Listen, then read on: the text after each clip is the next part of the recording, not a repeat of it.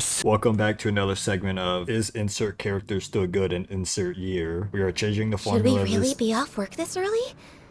There is still a lot left to do. As I was saying before I was so rudely interrupted, I am once again changing the format of this video to what I had previously before I decided to change it up. So what does that mean? Well, I'm gonna talk about the character, their skills, their weapons, enough yapping. Let's just get straight to that segment. So, talents. So, Ganyu, I will say, is a rather versatile character in what they can do. If you want a DPS, they can be that. If you want some off-field cryo damage shenanigans, she can very much well do that as well.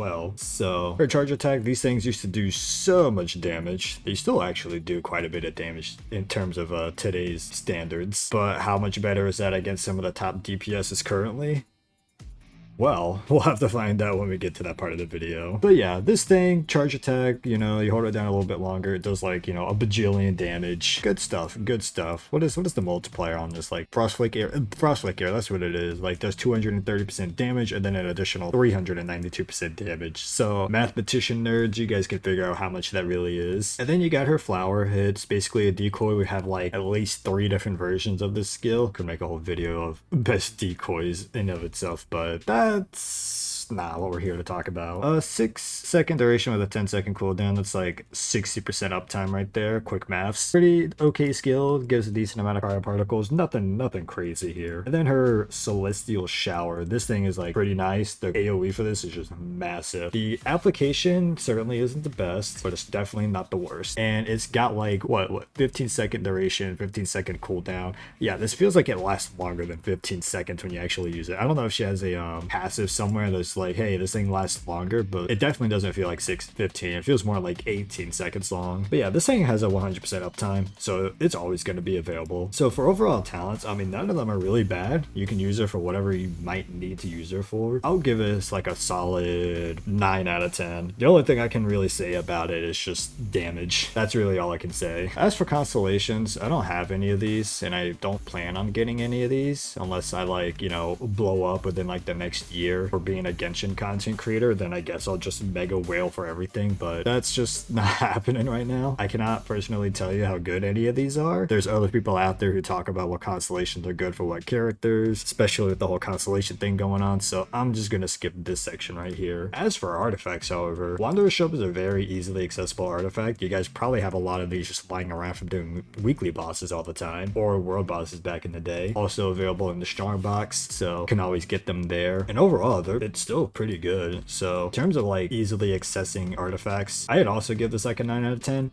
The only bad thing is that doesn't have its like own domain. Like it was strictly only world bosses, but better yet. Actually, no, you still get them from world bosses and weekly bosses. So that's like the only way you get them. So it's either that or strong boxes. That's like the only downside with these. As for just general stats, they're still just a pain in the ass to farm. Like you're just farming for like a normal DPS get up right here. So depending on how y'all's luck would be with that, it can just vary. So I would give the rating for stats here like a 5 out of 10 because again, it just varies from like person to person. Like some people can just be really lucky and get all the stats that they want. Some people could probably be spending months and just get literally nothing. Though I'm gonna bump this up 2 tiers because we have reshaping and the artifact transmuter. So final score on this will be like a 7 out of 10. And for weapons, thankfully Ganyu has a lot of flexible options in my opinion. I think her best free-to-play option is actually umamusume.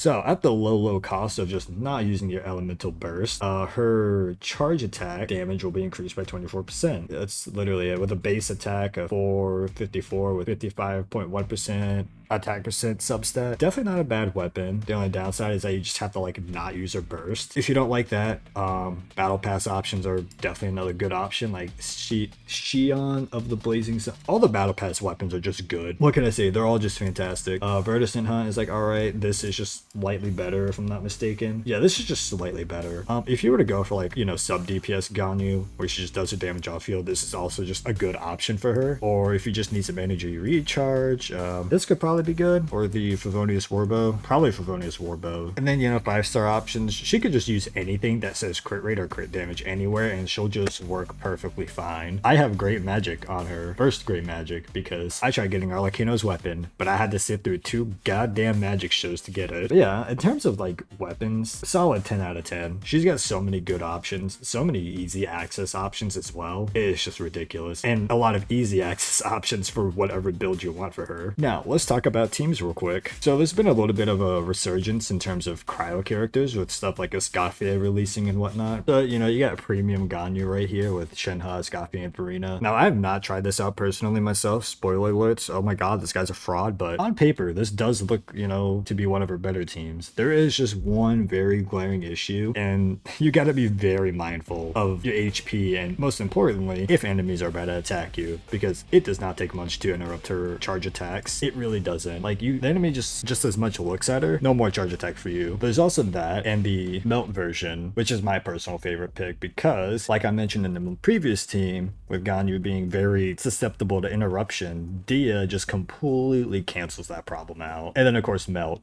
goes burr. So let's just go ahead and give the melt version a spin real quick. I will be using this guy again because having the ability to have a timer in game is very nice. Let's get it on! Make yourselves at home! I'm going in! Born of ice and frost.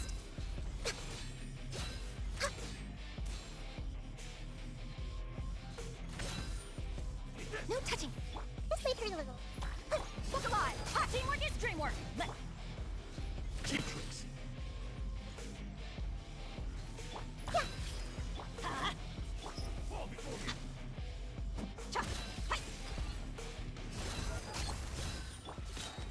Everybody stand back! Sharing my knowledge!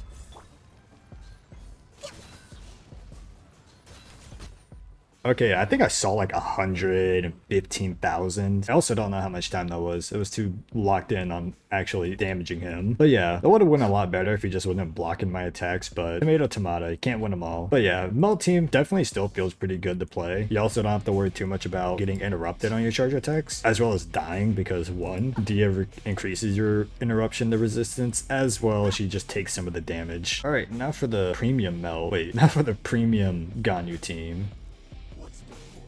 Adaptive frosting! A burst of flavor! Show no fear! My will and body! Access denied! For Rex Lapis!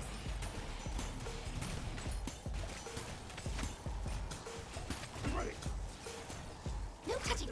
That went by so much quicker. Her burst just came in clutch there. It really did. So to my surprise, it seems like the Freeze Ganyu team is actually better than the Melt version. So I guess this is just what we're going to be rocking with. For this next part, how does she fare against newer characters? I want to say she had like, we took that down in like 20 seconds. Now, how good is that time against somebody like Wriothesley here? So admittedly, my Wriothesley is not like the best built character. I think he is actually, mine specifically is pretty mid, which I'll quickly go over his build. We got 1700 attack, 279 crit damage, and 25 crit rate with 46 cryo damage bonus. We got R5 with Sith on him, 4-piece Marichus Hunter, C0, and 8 talents. So, you know, it could be better stats. Yeah, let's just see how fast we take this guy down with it. Strike a pose! Let mine in! Echoes! Off to the freezer! Goose on the loose! Take your true form! See your masters! Let's begin. Time to advance.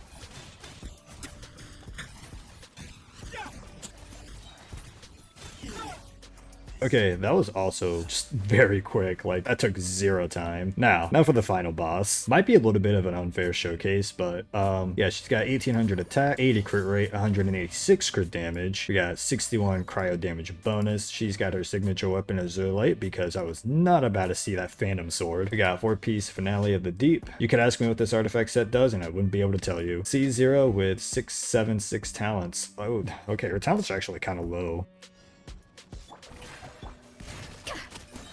A burst of flavor! Time to shine! Transfiguration! Cryo incarnate!